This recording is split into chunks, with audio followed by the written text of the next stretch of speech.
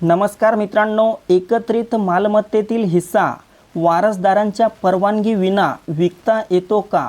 नियम काय सांगतो? तसेच या बाबतीत कायदा काय सांगतो? जाणून घेऊयात सविस्तर माहिती। पण त्यापूर्वी ताज्या बातम्यांसाठी आपल्या यूट्यूब चॅनलला सबस्क्राईब नक्की करा।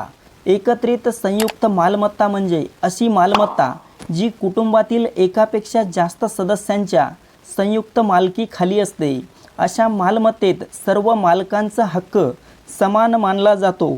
पण अनेकदा असा प्रश्न निर्माण होतो की या संयुक्त मालमत्तेतला आपला हिस्सा एखाद्या व्यक्तीला इतर वारसदारांच्या परवानगीशिवाय विकता येतो का?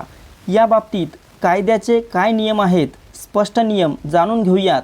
भारतीय वारसा अधिनियम आणि मालमत्ता हस्तांतरण अधिनियमानुसार जर एखादी मालमत्ता संयुक्त नावाने आहे तर त्या प्रत्येक व्यक्तीचा ठराविक हिस्सा त्याच्या मालकीचा मानला जातो।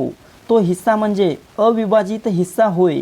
म्हणजेच मालमत्ता प्रत्यक्षात विभागलेली नसली तरी कायद्याने प्रत्येक मालकाचा एक ठराविक भाग त्याच्या मालकीचा असतो। त्यामुळे एखादा वारसदार किंवा संयुक्त मालक आपल्या हिस्स्याचा व्यवहार विक्री, गहाण, दान इतरांच्या परवानगीशिवाय करू शकतो। तर मित्रांनो, मात्र काही अटी लागू होतात। परवानगीशिवाय विक्रीचे नियम काय आहेत हे आता आपण जाणून घेऊयात। जर मालमत्ता अविभाजित स्वरूपात असेल आणि तिची फिजिकल विभागणी झालेली नसेल तरीही एखादा वारसदार आपला हिस्सा कागदोपत्री विकू शकतो। मात्र तो विक्रेता फक्त आपल्या हिस्स्याचा हक्क विकू शकतो, संपूर्ण मालमत्ता नव्हे। विक्री झाल्यानंतर खरेदीदाराला त्या जागेचा ताबा मिळवण्यासाठी वास्तविक विभागणीची प्रक्रिया करावी लागते। तसेच इतर वारसदार त्या खरेदीदाराला सहमालक म्हणून स्वीकारावे लागते।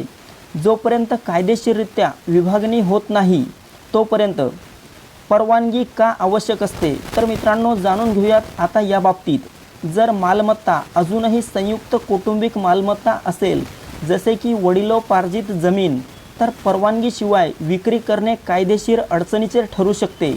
हिंदू कौटुंबिक कायद्यानुसार वडिलोपार्जित मालमत्ता विकण्यासाठी इतर सहवारसदारांची संमती घेणे आवश्यक आहे। कोणत्याही कारणाशिवाय इतरांच्या हिस्स्याला धक्का लागेल अशा प्रकारे विक्री केली तर ती विक्री रद्द देखील होऊ शकते।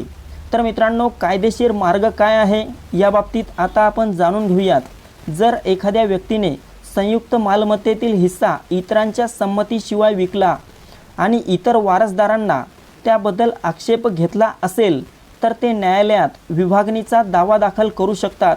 विक्री अवैध असल्याचे सिद्ध केल्यास ती रद्द केली जाऊ शकते। विक्रेत्याने आपला हक्क मर्यादेपेक्षा जास्त वापरल्यास त्याच्यावर फसवणुकीचा गुन्हाही दाखल होऊ शकतो।